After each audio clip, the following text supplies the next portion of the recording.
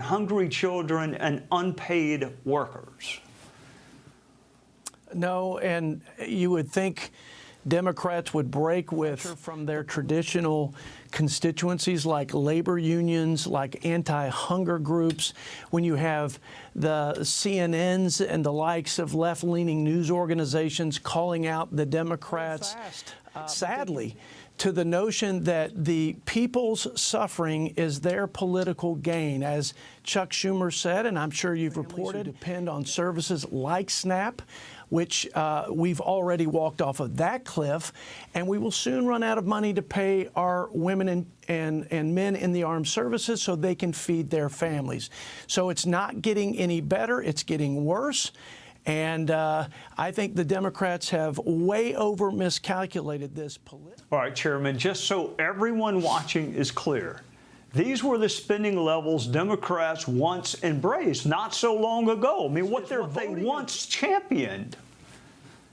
Yes, that's correct. They have championed these policies and this funding level. 44 years Chuck Schumer has been a member of Congress, and he has never opposed a clean CR. So there's no rational politics. And yes, they've counter-proposed $1.5 trillion, which is the largest spending package ever, save and except COVID. And yes, their counter-proposal includes funding illegals, health care, and resist President Trump. That's what Senator Gallego said when he was asked, why now, when Democrats have never taken this tack? He said, Donald Trump resisting this duly elected president and the agenda that the American people, the mandate. Democrats said this was a leverage point for her.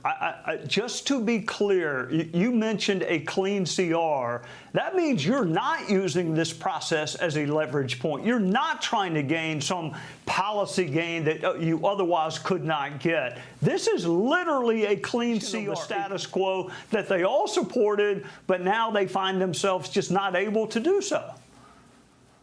Yeah, Trey, let's juxtapose with what's happening now with what happened when we had a new speaker in the last funding cycle. There was tremendous pressure on Speaker Johnson and the House to shut the government down and use it as leverage against what was happening at the border to change the dynamic of the invasion of our country.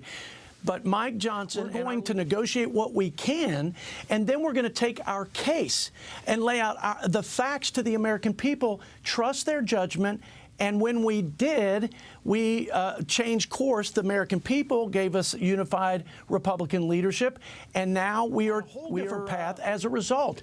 But that's because we had the facts on our side. The Democrats, there is no merit to their case. They are on the wrong side of these 80-20 issues down the line, from the border chaos to crime to boys. Their negotiating point, 80-20. They're on the wrong side of these political issues. They're going to be on the wrong side of election history come midterms if they don't change course and change course soon.